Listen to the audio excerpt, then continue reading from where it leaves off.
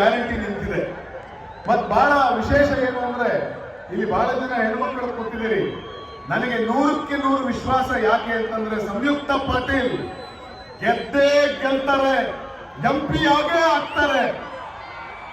ಯಾಕೆ ಈ ವಿಶ್ವಾಸ ನನಗೆ ಅಂತಂದ್ರೆ ಇವತ್ತು ಕರ್ನಾಟಕ ರಾಜ್ಯದ ಹೆಣ್ಣು ಮಕ್ಕಳು, ನೀವು ಯಾವುದೇ ಜಾತಿಯವರಾಗಿರಿ, ಯಾವುದೇ ಧರ್ಮದವರಾಗಿರಿ, ಈ ರಾಜ್ಯದ ಹೆಣ್ಣು ಮಕ್ಕಳು ತೀರ್ಮಾನ ಮಾಡಾಗಿದೆ. ಇಷ್ಟು ವರ್ಷ ಬಂದವರು ಯಾರು ನಮ್ ಗೋಳು ಕೇಳಿಲ್ಲಪ್ಪ, ಕಾಂಗ್ರೆಸ್ನವ್ರು ನಮ್ ಗೋಳು ಕೇಳಕತ್ತಾರ, ಹಿಂಗಾಗಿ ನಾವೆಲ್ಲ ಕಾಂಗ್ರೆಸ್ ಜೊತೆಗೆ ನಿಂತ್ಕೊತೀವಿ ಅಂತ ಹೇಳಿ ಕರ್ನಾಟಕದ ಹೆಣ್ಣುಮಕ್ಕಳು ತೀರ್ಮಾನ ಮಾಡಿದ್ದಾರೆ. ಕರ್ನಾಟಕದ ಹೆಣ್ಣುಮಕ್ಕಳು ಮನೆಗಳಲ್ಲಿ ಗಲ್ಲಿಗಳಲ್ಲಿ ಇದರ ಬಗ್ಗೆ ಮಾತನಾಡ್ತಾ ಇದ್ದಾರೆ. ಕರ್ನಾಟಕದ ಹೆಣ್ಣುಮಕ್ಕಳು ಅವರಿಗೆ ತುಂಬಾ ಚೆನ್ನಾಗಿ ಅರ್ಥ ಆಗುತ್ತೆ. ಯಾಕೆಂದ್ರೆ ಅವ್ರು ಫೇಸ್ಬುಕ್ ನೋಡಂಗಿಲ್ಲ, ಅವ್ರು ವಾಟ್ಸ್ಆಪ್ ನೋಡಂಗಿಲ್ಲ. ಹುಡುಗರು ಫೇಸ್ಬುಕ್ ನೋಡಿ, ವಾಟ್ಸ್ಆಪ್ ನೋಡಿ ಎಷ್ಟೋ ಸರ್ತಿ ಒಂದು ಭ್ರಮೆ ಒಳಗಡೆ ಇರ್ತಾ ಇದ್ರು. ಆದ್ರೆ ಕರ್ನಾಟಕದ ಹೆಣ್ಮಕ್ಳು ಫೇಸ್ಬುಕ್ ವಾಟ್ಸ್ಆಪ್ ನೋಡಲ್ಲ. ಅವ್ರು ಏನ್ ನೋಡ್ತಾರೆ ಅಂತಂದ್ರೆ ಮುಂಚೆ ಬೆಲೆ ಹೆಂಗಿತ್ತು, ಇವಾಗ ಬೆಲೆ ಹೆಂಗಿದೆ ಅಂತ ನೋಡ್ತಾರೆ.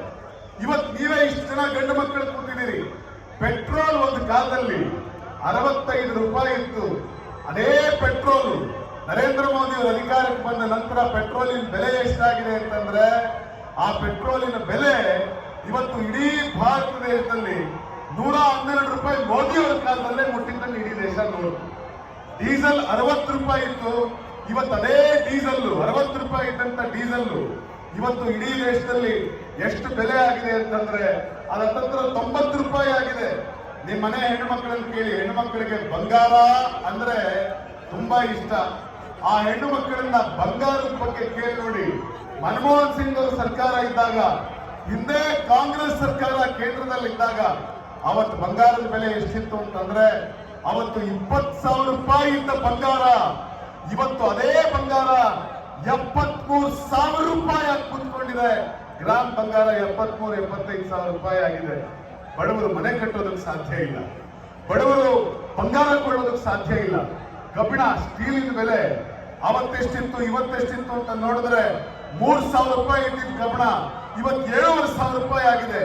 ಕೇವಲ 10 ವರ್ಷದಲ್ಲಿ ಮೋದಿಯವರು ದೇಶಕ್ಕೆ ಕೊಟ್ಟಿದ್ದೇನು ಅಂತ ಅಂದ್ರೆ, ಯಾವ ಮೋದಿಜಿ ಅವರು ದೇಶದಲ್ಲಿ ನಾನು ಬೆಲೆ ಏರಿಕೆಯನ್ನ ಕಡಿಮೆ ಮಾಡ್ತೀನಿ ಅಂತ ಹೇಳಿ ದೇಶದ ಜನಗಳ ಮುಂದೆ ಅವತ್ತು ಮಾತು ಕೊಟ್ಟು ನಿಂತಿದ್ರು, ಅದೇ ನರೇಂದ್ರ ಮೋದಿ ಅವರು ಇವತ್ತು ದೇಶದಲ್ಲಿ ಬೆಲೆ ಏರಿಕೆ ಮಾಡ್ತಾ ಹೋಗಿದ್ದಾರೆ.